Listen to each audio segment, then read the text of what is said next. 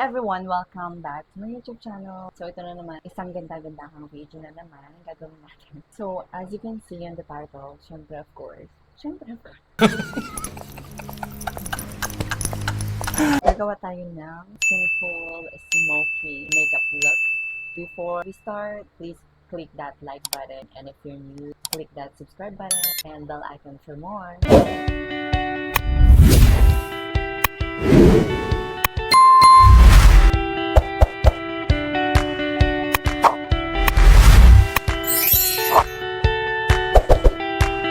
So let's go ahead and start. So una, of course, nag-moisturize na ako, baka mag-judge kayo.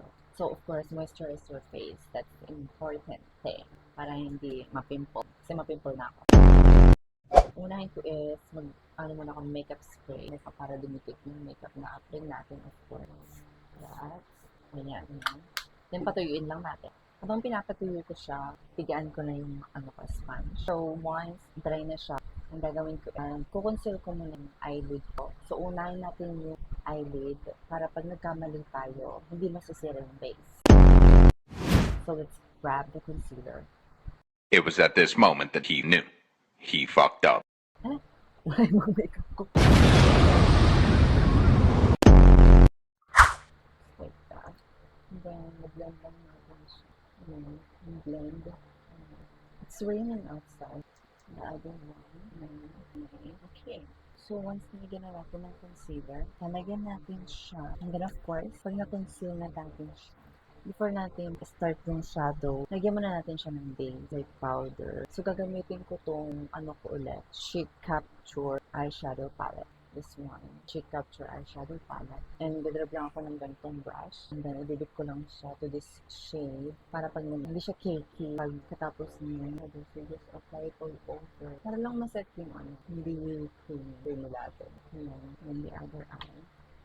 Okay, perfect. So, after malagay yung base natin, we're going to grab this brush. Parang pointy siya para lang mag-apply tayo ng product here. Okay. Ang gagamitin kong shade is the dark one, and then i-blend natin siya after. Mag-apply muna tayo ng product.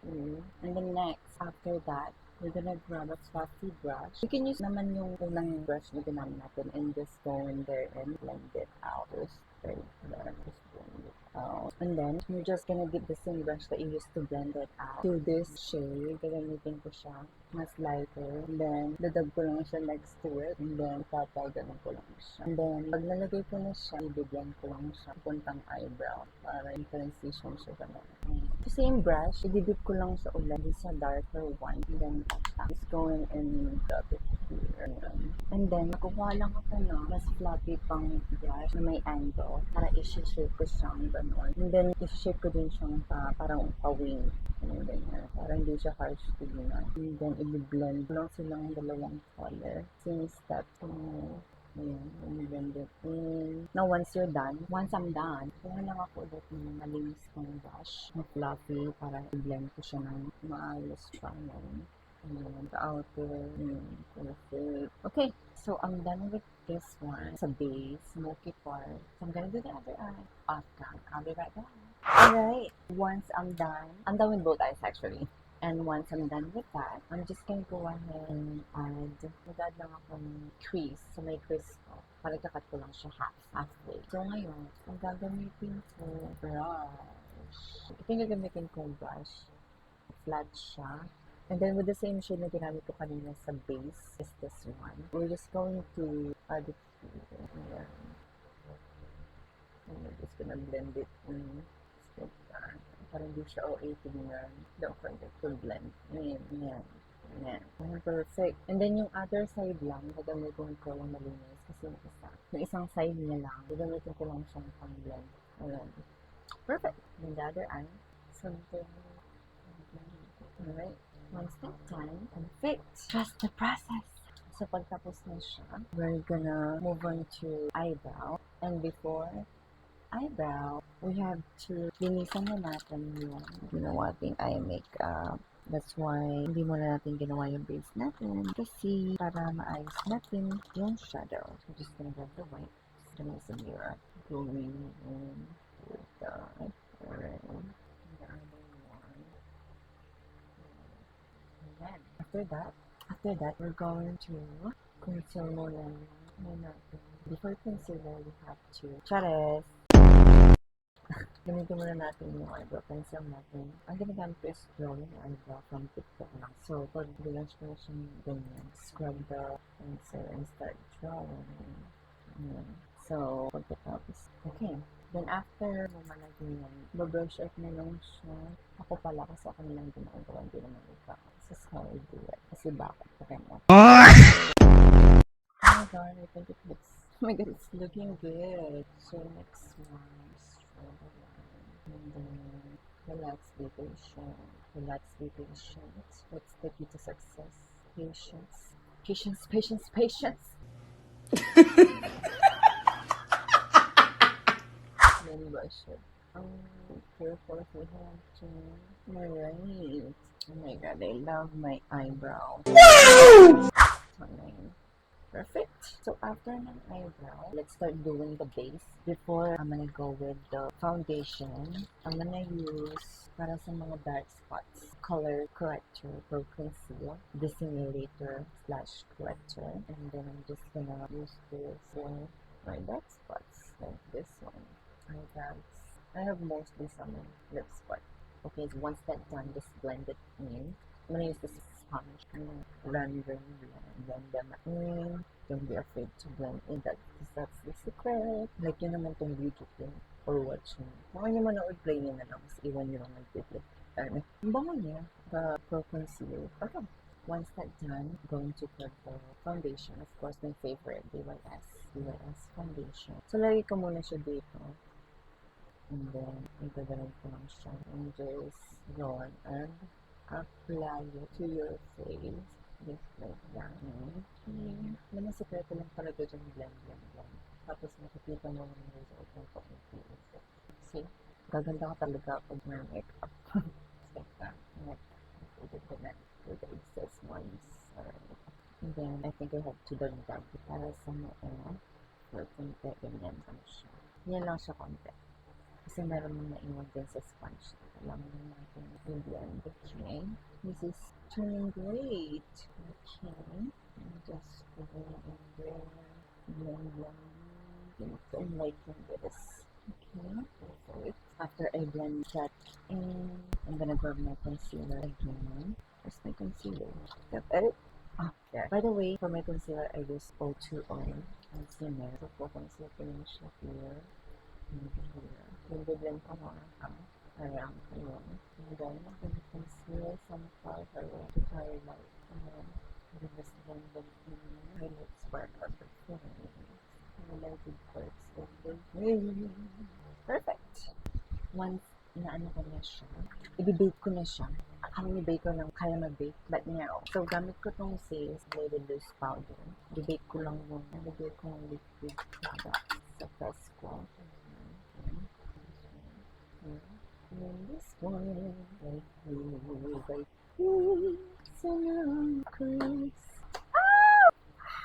Stop it. Get some help. Okay. Perfect. So, after that, i-retouch ko muna yung eyeliner. Yes, nothing is wrong with it. Okay na ginawa ng joy. So, after nyan, kukuha ko ng malaking brush and then tanggalin ko lang yung excess. So, just like blending it in para kumapit siya lalo. That's how I do it. Para yung buo-buo yung pangitang. Yan. Saka makalat din. Maikalat din yung powder. Okay, perfect. Once that's done, maglalagay ako ng under eye shadow para lang mag-blend siya dun sa liner and dun sa eyeshadow natin. So, we're gonna grab this fluffy brush. Actually, we can use the fluffy brush that we used earlier. Ito. Hindi tayo masyadong naglalabas ng mga brush. Okay, so same shade dito sa outer part, sa dark one. Yan, taktak natin. So, we're just gonna go in and add it. Parang pagkoconnect lang natin sila. Ayan. And then, kuha lang tayo ng malinis. And then, i-blend natin siya ng onte. Ayan. And same brush, this shade, lighter one, to the inner part. Ayan. Clean brush to blend. Alright, I think that turned out great. Alright, next eye, same brush before, outer part, outer corner. clean brush, same fluffy brush, blend, okay? First brush, the lighter one, add it, and then blend it. Alright, it looks great, aminin. Okay, so now, for me it doesn't look for you, I don't care. Next is, gagamitin ko lang itong Romantic Bird, Vivis Beauty Looks Blush Palette Perfect Tint. Blush palette siya, pero there's a darker shade kasi, this shade. Gagamitin ko siya as contour. I don't think I will. Kapag pinahin mo siya magre-red siya, no. I'm just gonna use my contour stick, Caprovini, Beauty Life Holiday Caprovini. This one. So I'm gonna grab a brush. Just gonna add it like that. No, I'm just gonna use this stick itself. So mula sa ear, we're gonna here, we're gonna blend it in with the batter. I'm using the same sponge and blend it out like that. Does it even reflecting? I don't know, let's just trust the blending. You guys even see it. Let's just trust the process. So naglalagay din ako dito sa my eyeliner sa nose ko. I'm just gonna use a fluffy brush, the angled brush. I'm just gonna use one. And then, parang lalagyan ko lang parang, no, I'm gonna use smaller one. Para kasi, yung nose ko baka lumaki. So, using this smaller angled brush, I'm just gonna dip it to the contour stick and then apply it from my coconut ko siya from eyeliner. Like that. And if I need more, I'm just gonna dip it in. Then to blend that in, I'm gonna use that angled brush, the larger angled brush to blend that in. I hope you guys can see it, because I can see it, yeah. Okay, next, this is going great! Okay, next, after that, of course, blush. So I'm gonna use the same V-Face Beauty Looks blush palette, Perfect Tint, in the shade, this shade. Okay. So, I'm gonna use, of course, a brush, this fluffy, smaller brush. I'm just gonna dip it here, and then tap. Oh, that's a lot. Then I'll start adding product on my face. And then I'm just gonna bring it under my eye, so it wouldn't look like oh! I'm just gonna bring it upwards para hindi harsh yung shade ng shadow, ay ng blush on. And if it's too harsh for you, you can just grab a clean brush and just start blending it in, blend it out, just like that. Okay, that looks good. We're gonna go into the next side. And start blending. Okay, grab the brush. This is actually great. Looks great. So now, just gonna start adding the final baking. Oh my god! So with this loose powder that I used earlier, gagamitin ko naman yung V-shape, parang pizza-shaped sponge. Using this loose powder. Gagawin ko this time, just gonna add powder here. To make the face shape more evident. And the other side face. Ano yung isa lang? So, patapos nun, we're gonna work on the lashes. So, first thing, I'm gonna grab my curler. I'm doing this curling lashes. And when that's curled, I'm gonna grab my mascara. So, maglalagay ko ng one strand, 1 or 2. Para lang, hindi evident siya. Nilagay natin yung lashes. Okay, so after that, we're just gonna gamit ko ng lashes. It's a cluster babe lash, make everything shine from the top. I ordered lashes kasi parang matagal ko ilagay. May isa-isahin mo pa siya. Lalagay ko yung sa isa. Di ba matrabaho? Ayaw ko matrabaho talaga pag nilagay. If you wanna learn, you're patient. If you don't wanna learn, wala namang madali. And then patuluin ko na siya sa fun. I'm gonna show you paano ko siya nilalagay. Sa isa, I'm gonna do the rest of that. So, patuluin mo lang. Okay, now, ganda ko siya nilalagay. So, sa dulo ko, umuuna-uunahin. Nilalagay ko. Ang ganyan. And then, gagamitin ko yung dulo ng tweezer. Hindi din sa clip kasi baka umipit yung pandikit. May pang-ipet. Yan na po. Don't push it too hard. Okay na naman. Okay, just go and do it like that. Let's use your finger. Okay, so I'm gonna do the rest of the cluster lashes. Okay, do it. Alright, there you go. Tapos ko na yung 2 eyes for lashes.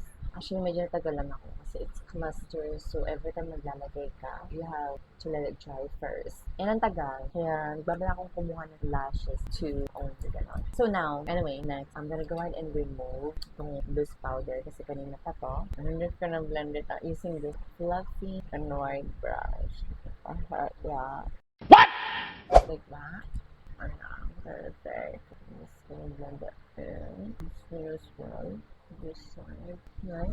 There you go. Anyway, so after then, I'm gonna go ahead and set this makeup in, lock it in using the same spray that I used in the very beginning by One Lips. So this is just sit down, right? Okay, then while it's drying, I'm gonna grab my eyeliner pencil. I'm gonna use by the liquid lipstick or BB Matte. Before that though, I'm gonna grab a lip liner number 10 Glassy.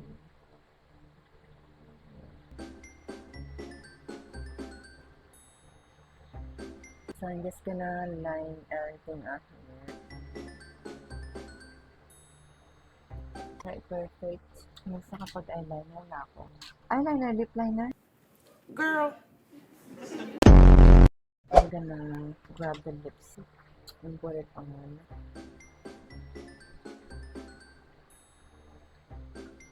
Okay, so what I'm gonna do after that, I'm gonna put concealer sa center para magmukha siyang highlighter ng lips. Just gonna grab a flat brush and maglalagay ng concealer. Parang on top of it lang. Yan. And then using the other side, blend ko lang. Yan. Perfect. Parang napagmukha siya, no? Oh my god, I love it. Then using some loose powder. Actually, no, you don't have to. So it looks nice. Look. Alright, I like this. So now, lastly, I'm gonna put contacts on. Before that, I'm gonna grab the mascara. I'm gonna put some mascara under eye. The other one. Alright, the final touch highlighter. So I'm using the Galaxy Highlighter Face Lady. This one. So I'm just gonna grab the brush, put some highlighter on. So I'm just gonna use the same brush that I used for my blush. So just make some there. Oh, oh my god, that's beautiful. Oh my God! Oh my god. Oh my god, that looks fantastic. Yeah, so kailangan ko ng mas maliit na brush and gold, and then I'm just gonna put here, or maybe just maliit pang brush. I'm gonna use this one, and I'm gonna add here, the center, and then so far. Stop it. Get some help. Alam mo yung pakaramdam na parang nagluluto ka tapos yung niluluto mo is ang sarap pagkatapos mo lutuin. That's the feeling. Okay, so I guess I'm just gonna finish the... Okay, I'm gonna put some contacts on and I'll be right back. Ayusin ko lang sa yung buhok ko and everything. I'm gonna put contacts on and I'm gonna get ready. I'll be right back. Alright guys, there you have it. This is the final look. I hope you guys like it. And yeah, this is just simple smoky makeup look. This is just how I do it. And if you guys have suggestions or anything that you want to say or anything that you want me to do next, just go ahead and comment down below. And please, if you guys like this look, please don't forget to give it a thumbs up and subscribe. Click that bell icon below for more. I hope you guys like it, and I will see you guys next time on my next vlog and video. Like I said, if you want more, go ahead and click the bell icon and don't forget to comment.